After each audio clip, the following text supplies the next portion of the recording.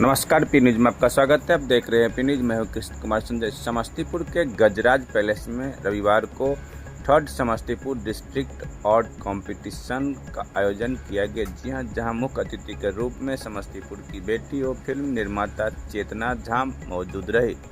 कार्यक्रम की विधिवत शुरुआत मुख्य अतिथि के साथ उपस्थित आगंतुकों ने संयुक्त रूप से किया।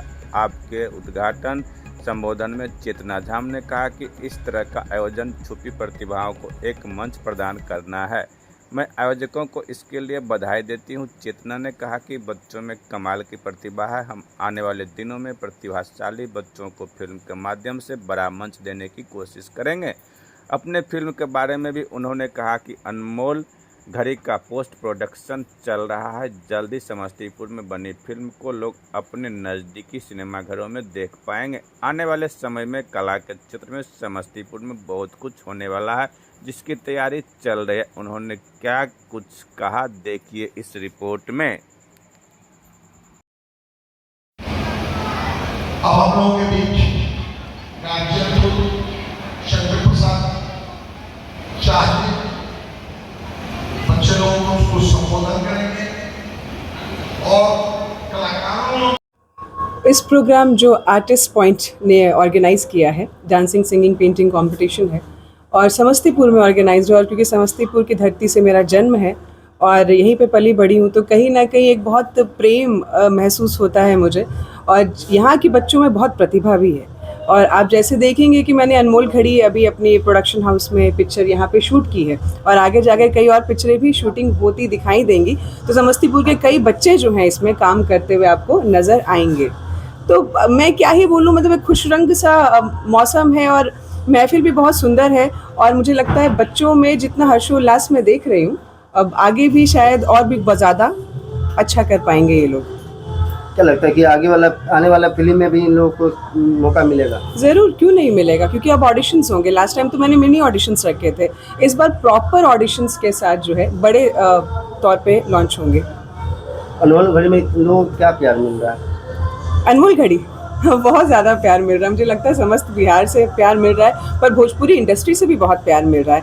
मतलब ऐसा है कि बहुत सारे तो ऐसे बड़े बड़े नाम मैं लेना नहीं चाहूँगी भोजपुरी के, बट वो भी प्रतीक्षा में है कि पिक्चर कैसी बन करके आएगी और कितनी सुंदर बन करके आएगी, क्योंकि नए स्टार कास्ट हैं और बहुत अलग तरह की कहानी है इस बार भोजपुरी में, जो शायद ये कहानी किसी ने टच नहीं की होगी। बॉलीवुड में ऐसी कहानियाँ चलती हैं, पर भोजपुरी इंडस्ट्री में पहली बार। तो देखिए कैसा रंग और कैसी महफिल जमती है। समस्तीपुर चुनने का क्या कारण था जी? समस्तीपुर ही चुनने का मतलब शूटिंग के लिए?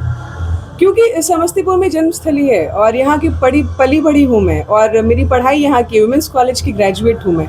तो सब लोग मुझे जानते हैं और कहीं ना कहीं आप अपने जन्मभूमि के प्रति बड़ा ही ऋण महसूस करते हैं और अपने बच्चों के प्रति अत्यंत प्रेम, युवाओं के प्रति प्रेम महसूस करते हैं। तो मेरी इच्छा थी कि अगर भगवती ने मुझे किसी भी लायक बनाया है जाके मैं कुछ कर पाऊँ, तो सबसे पहले प्रथम जो है मैं अपने जन्मभूमि को ही चुनूंगी, ताकि उसको जो हो सके, जितना बन सके, मैं उसको आगे बढ़ाऊं और उस जो बच्चों ने एक दृढ़ संकल्प लिया, एक सोचा है, कुछ लक्ष्य है उनका, उनको वो प्राप्त कर पाएं।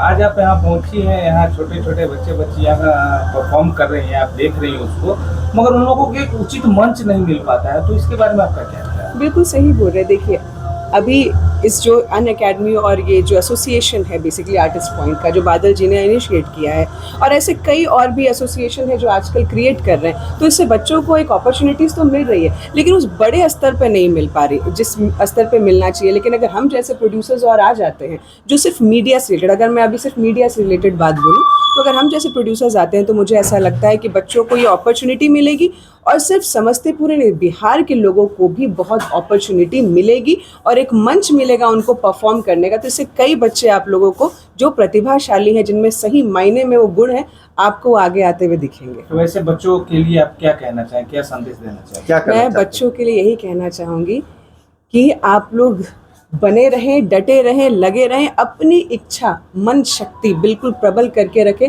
सहनशीलता ज़रूर रखें, ये बहुत ज़रूरी है।